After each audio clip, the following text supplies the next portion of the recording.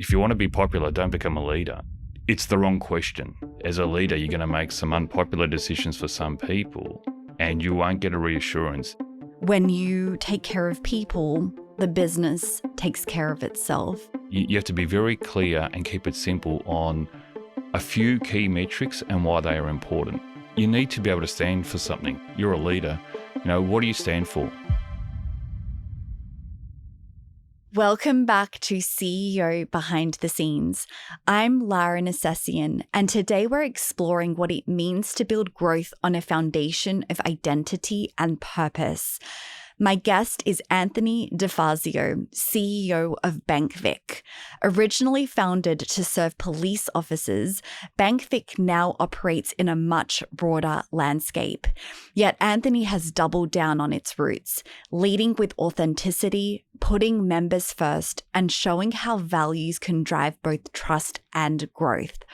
What I loved about this episode was hearing Anthony's unique perspective on embracing identity, leading with a member-first mindset, and banking with intentionality and purpose. Anthony, welcome to the show. Thank you, Laura. I'm so looking forward to having this conversation with you today. And where I really wanted to start was this idea of identity. And I would love if you could speak to how you've really started to think about some of the ways that an organization can really own who they are. Yeah, look, I think it comes down to what your purpose is and why you're all there. Certainly a role of the CEO and senior leaders is to make sure everyone's aligned. I think the approach is one where, who are you? What do you stand for? What is your real purpose for being there?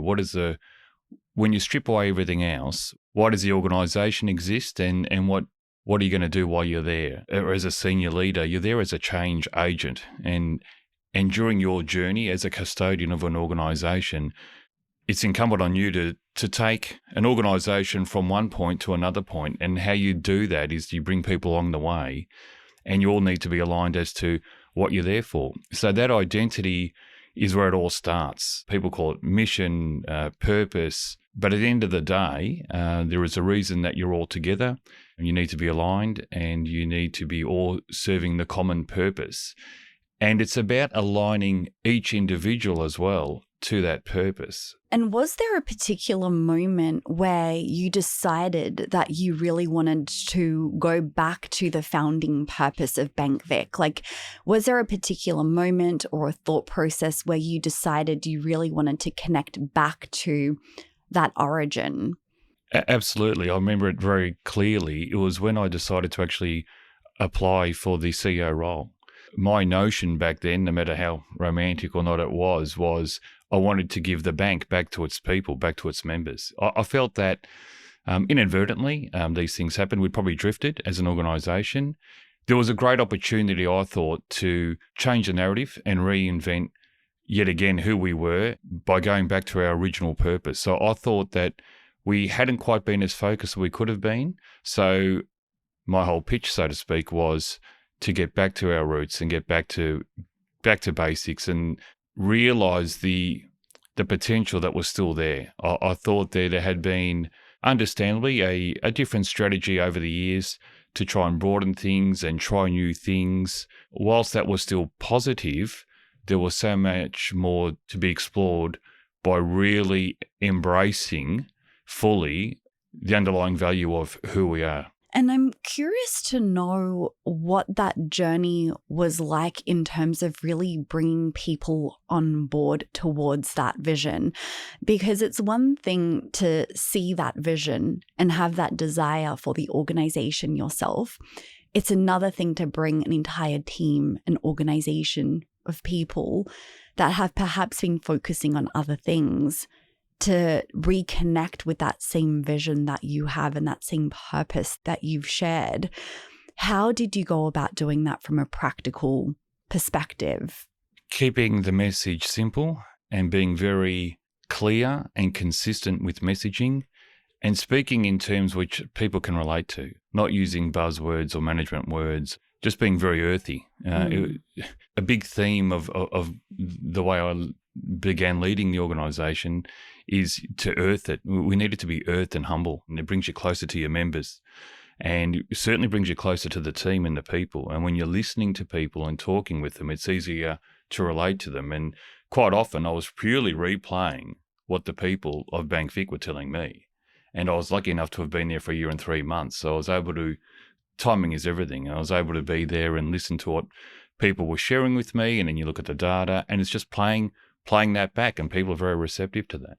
And for leaders and CEOs that are listening to this episode and maybe grappling with this themselves, what could you share from what you've learned in terms of authenticity and clarity, and how that's really been able to impact the organization in a positive way? To keep it simple and to really remove the noise and be true to who you are and what the reason of that organization is and what your role in that organization is first. So I know it sounds quite simple. You're the CEO, you do this, or you're the legal secretary, you do that. Yes, but you can be a CEO and a legal secretary anywhere.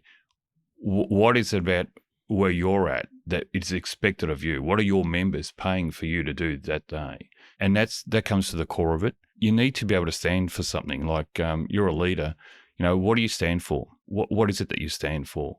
Are you there for your members? Are you there to drive profits? Are you there to grow? Are you there for all manner of reasons? But it's identifying very clearly what you wish to achieve, what legacy you wish to leave, and how that taps in to aligning with everyone else and what they want to do. So you need to take that lead. A lot of leaders think that the members in their organization work for them, or they work to impress a leader. To a certain point, that's true. But inherently, why people work at organizations, certainly why they work at BankVic, is for the underlying work that they do and the underlying members that they serve. So they get a buzz. They feel value out of serving our unique members. So when they go home, they don't go home and say, "Oh, look, I had a great day today because my boss was happy with me." It's more they have a great day because they know they've helped a member, and that's what you're tapping into. You're tapping into their alignment and really getting out of the way. Yes. And I really want to speak to this concept of member first, and I will get there in a moment, because this is something that seems very strong for you and is coming through. But the other thing that I'm really picking up through your conversation is that there seems like there's such an absolute clarity in terms of standing exactly what you are for, who you are for, and not being distracted from wanting to broaden beyond what is within your scope. And I think that that's a challenge that we have of today, is that it's so easy to get caught up in shiny objects and wanting to broaden your focus, broaden your reach. But it seems like you've been extremely measured and intentional in terms of really focusing on exactly what your mission is, exactly what your purpose is, and exactly who you are to serve. So I'm wondering if you could share how you've really continued to come back to that. Is it the fact that you've had this overarching purpose and this is the thing that you constantly keep front of mind, or have there been other strategies or practices that you've put in place to really stay connected to that without being distracted with other potential opportunities, perhaps? Yeah, well, the more focused and connected we are with our purpose, and the more closer we are to our members, the more successful we've been. So that's our competitive advantage. We've seen the success of BankVic over the last few years. So the deeper we connect by keeping it simple, the deeper we connect on why we're there, and that is to serve the police and emergency services, the richer our relationships are, the greater our community network grows, and the more successful BankVic has become, and we've been growing in a great deal of reach. Now, we've broadened our reach. During the pandemic, that was a challenge. We're mainly focused in Victoria only back then. I used to joke with people, I would say, next time there's a pandemic, we're not going to be in this position. We're going to be able to reach our members all around Australia. And what we did was we introduced a broker network a few years ago, and that was also focused purely on serving the police and emergency services all around Australia. So that's enabled us to grow more beyond Victorian borders. We're growing a great deal of police and emergency service members all around the country. Some were with BankVic before, but even more are. We also receive feedback from our Victoria Police members. Would love to come with you, but we tend to go through brokers. So I thought, well, that's not, if you want to be with us and you're not with us, that's unacceptable. So you're going to be with us. So we did it via brokers in that regard. So there are strategies where you can broaden the way of working. And obviously, look, a lot changes in over 7.5 years. A lot changes from year to year, and we're seeing that. However, the anchor, the core purpose, the earthing of who you are is what will help you navigate all change, because there'll be plenty of change. And so I do want to touch on this member first philosophy that you have. And one of the things that you have spoken about is when you take care of people, the business takes care of itself. And I'm wondering how you have really implemented this philosophy in practicality throughout your business in terms of really taking care of your people, your members first. What does that look like from a practical standpoint? It's listening, it's being authentic and consistently communicating and listening to what your people are saying. There are cues everywhere. I've always been a very observant person, and you can pick up cues all over the place. You can wait for a culture survey if you wish, every year or every 3 months, or a pulse survey, but it's how people feel on the floor. It's how people interact with each other, and it's how they treat each other in meetings or have hallway conversations. That's what tells you what a culture is. If someone's desk or computer isn't if their computer's not working, or if they don't feel listened to, or if they're not feeling heard, that's incredibly important. You've got to pick up on those cues. And by speaking and listening to your team, you'll get direct feedback from members. And we're all there to serve members. So we're lucky that we're a small enough organisation where I have a lot of interaction with members. I'm out and about a lot, and I speak to members on the phone, via email. And that's incredibly precious. That's incredibly valuable feedback. And by doing that, it keeps you incredibly connected to why you're there and your purpose. So by understanding the challenges of your people and by understanding what your members want, it'll keep you connected to leading with great purpose and authenticity. One thing that really strikes me is how you've been able to maintain that connection at scale, because it's one thing to take care of people and create that connection, that closeness when you're on a smaller size. But how have you been able to maintain that as the organization has grown and as your membership has grown as well? So as BankVic grows, and as we broadened our relationships and our partnerships and broadened our reach in the community, you gain far more reach. The organisation the word got out, and more people were approaching us. So it became easier to broaden that network. It comes through a lot of hard work and a lot of consistency. So it means a lot to me that for people that partner with BankVic, I want them to know what that means. And that is a commitment, an undying commitment that we will support them in every way we possibly can. We want to own those relationships. We're proud of who we are. We're here to serve the police and emergency services. We want our partners to know that that's who we are, and unashamedly we'll do everything we possibly can to have the honour of working with you. So the more we go out, we continue to go out, it broadens more opportunities, more relationships. It allows you to broaden out. Effectively, it's consistency of getting out there, of listening to your members.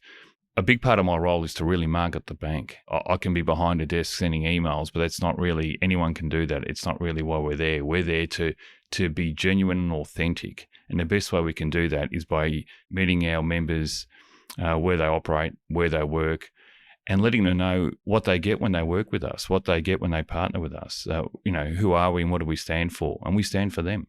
One of the things that you mentioned is that it is a lot of hard work to proactively choose to stay engaged and stay connected to this degree. And I'm wondering, in your experience, what you've actually seen the byproduct of that hard work be, whether it's been from a cultural perspective, from a reputational perspective, or from a performance perspective. How has the impact of putting your members and your people first actually led to a more positive performance or otherwise? It's drawn people who are aligned to the organisation. I couldn't be prouder of of the individuals, every single person who makes up BankVic. They are so committed, and it's that wonderful culture that keeps feeding itself. And as more and more talented, aligned people join BankVic, BankVic, by no coincidence, becomes more and more successful. So it's a wonderful team. I'm very privileged to work with all the people at BankVic. It's something I'll never forget. And the capability of people that keep joining BankVic just keep taking us to the next level. And they work with the experienced people who have been there for a while, who have so much insight and are all about relationships and love for our members. This is what makes it easier. The other point I wish to make is you have to always be very clear on what's important. You have to be very clear and keep it simple on a few key metrics and why they are important. And that's a lot easier for people to relate to. And you get that feedback that also comes back across every level of the organization. You can tangibly see the difference that you're making. Behind all the numbers and increase in growth and all the growth that we've had, behind every interaction is a positive member experience. And BankVic does play quite a unique role in supporting police and frontline workers, as you've touched on. Could you share a little bit more in terms of what that support looks like from a day-to-day perspective? Speaking to members, going out to police stations, being part of their community. A lot of people who work at BankVic don't see themselves as bank workers or working for a bank. We see ourselves more as an extension of the police community. And we feel very, very privileged to work with the police and emergency services. When people have a bad day, they have a bad day. But when the police and the emergency services have a bad day, that's a totally different level. And we feel honoured and privileged to be part of that community and to support them. And what that looks like is speaking with our members, getting to know them, and being there for them, because we serve those who serve the community, and to lead is to serve. So we feel very privileged to do that. We cater products and services, make ourselves available to the police and emergency services of Australia, and we're incredibly proud of that. BankVic was privileged to have a former Chief Commissioner, Graham Ashton, attend one of our leadership days a few years ago. And Graham addressed the team, and one of the things he said was, quite often, the first interaction a member of the public has with a police officer or first responder is quite often the worst day of that person's life. And I'll never forget that. So when our members speak with us, the least we can do is provide them with one less thing to worry about. And we can give them that peace of mind. We can give them compassion. We can genuinely be empathetic to our members. And I'm wondering, do you have any other stories that really stand out in terms of the way the support you have provided has positively impacted a member's life in some sort of really meaningful way? There are a lot of examples. Some of the examples is when we look after members who may get into financial difficulty, we have such a personalised service where we speak to members and we care for them, we look after them, care for them during a certain situation or over a certain period. There are times when members lose a loved one, and to hear our team talk with those members really is incredibly moving. Our team are very experienced. They're incredibly empathetic. They take leadership and look after our members at a time, quite often it's the lowest point that they're going through. And that real personal service of being able to reach out to a member who is going through a very traumatic time is the most important thing we will do in a day. And that's incredibly moving. It's very touching to hear how our people take the lead and genuinely care for our members. And it's not something that you can teach. You don't say to them, can you look after a member today? That comes from within, and that's incredibly special. It really is. And I think that when you create a culture of that nature, people feel inspired and they have the permission to do that. And it sounds like through staying true to your purpose and your authenticity and the way that you're leading and driving the business forward, it really does enable your people to be able to do that for the members. So that is really, really impactful and so wonderful to hear. I do wish to switch gears just a little bit because we do have an audience of CEOs and leaders who do tune in to this podcast. And I'm curious if you could share from your experience and from your perspective how you have come to overcome those inevitable challenges that you are met with in the position of CEO, whether there's a specific example or just your general approach to overcoming those types of challenges. Are there any particular insights or wisdom that you can share for our audience? The way I look at it is always to go back to why you're there and what is the role of the CEO. So what is expected of me with respect to this challenge right here and right now. So effectively, what are the members paying me to do today? What do they expect my role around this situation to be? And it comes down to that centering of why you're there. And what that does, whilst it sounds quite simple, it takes away all the noise. It takes away all the judgment, and it makes it a lot clearer. And so it gets down right to the root of the cause of what your problem is or what the challenge is. It's not about not having change. You are a change agent, and you are there to navigate that change. If it was easy, everyone would be doing it, but you're there. It's a privilege. It's an honor. And the tougher it gets, the more honored really you are. The challenge personally is sitting with it. Sometimes you don't get that instant feedback. So the more senior you are in a role, the more reassurance you have to give and the less you receive. And you make a decision, and as a leader, you're going to make some unpopular decisions for some people, and you won't get a reassurance, and it's okay. You're going to sit with that, and you have to sit with that on your own. And that takes some getting used to, but you'll get through it. And that's important. So it's part of the role. It's such an underrated piece of advice because this is such a real instance of many CEOs. The higher up you go, the less feedback, the less validation, the less reassurance you're receiving. How did you cultivate that knowingness from within? You zoom in and you zoom out. So on the one hand, you're the center of attention. Everybody gives you their attention, and you're dealing with all the team, all the members, all your peers, and so forth. And you can quickly go from that to being on your own, thinking about a decision you made. And you can be in a dark room with no windows very, very quickly, and then you can be on center stage. So it's that zooming in and being light on your feet. You build a range. You build a range of who you are and what your skills are and what your strengths and weaknesses are.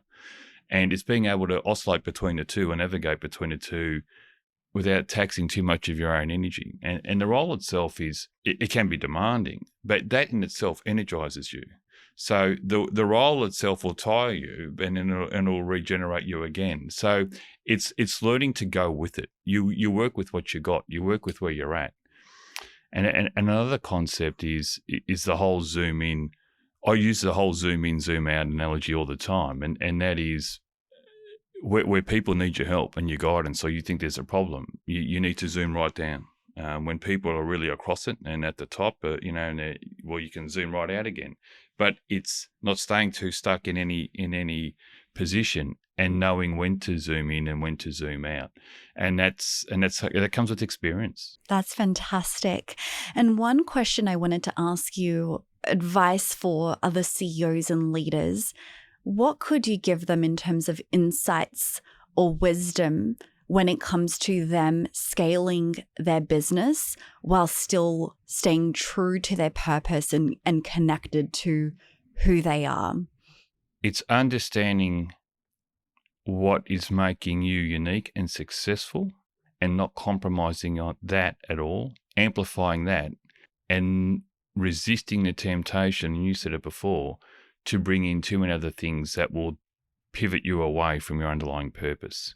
People will tell you all manner of things, and sometimes being a successful leader is breaking the rules and breaking assumptions and challenges, because everyone's got an opinion, but it's going to be yours that ultimately leads the way. So you have to take on advice, listen as much as you can, observe even more, but stay true to your purpose, be very authentic, and don't doubt yourself. Do not doubt yourself.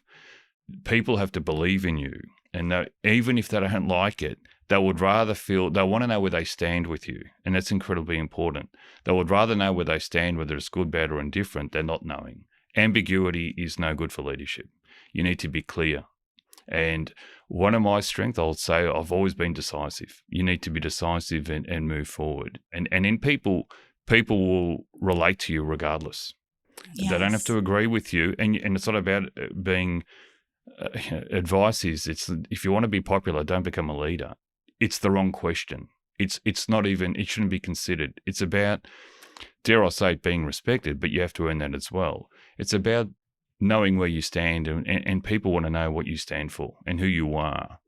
And to let them know who you are, you need to be authentic. They'll spot a fake. You can't be fake about it, right? So you need to be genuine, and that's all you can do. And then you can reconcile who you are, no matter what happens. Well, then, because it won't be easy, but no matter what happens, you'll be able to live with that. Choosing to be respected over being liked. It's not always easy, but it's part of being an excellent leader. And Anthony, I would love to wrap up our interview today with our traditional signature questions. So the first question I have for you is, what is one thing that you've changed your mind about recently? I've learned over the years that you don't have to consume every single bit of information in an organization. Like when I first started out, it was incredibly important to me to try to learn and be across as much information as I can. You're going to go a lot further if you're a lot more selective in where you put your energy. And it comes with a lot of trust as well, because you can trust other parts of the business and other people. And as you build that network around you, you can then just choose to focus on what you know really needs your attention. And what's one thing that you've never changed your mind about, a belief that you'd want to pass on to help others either lead or live better? For me, members first always. It always comes down to members. It's not something you can fake. It's the reason I'm here. My whole career so far has been dedicated to serving members. Anthony, thank you so much for joining us today. It has been such a pleasure and privilege to have this conversation with you, and also to hear about your insights around leading a member-first business while staying true to your purpose, your integrity, and your authenticity. So thank you so much for joining us for this conversation. And to our audience, thank you so much for listening. If you enjoyed this episode, please make sure to subscribe, rate, and review the show, and also share this episode with someone in your network who you know would really benefit from listening to Anthony's insights. Thank you so much for joining us, and we'll see you next time on CEO Behind the Scenes.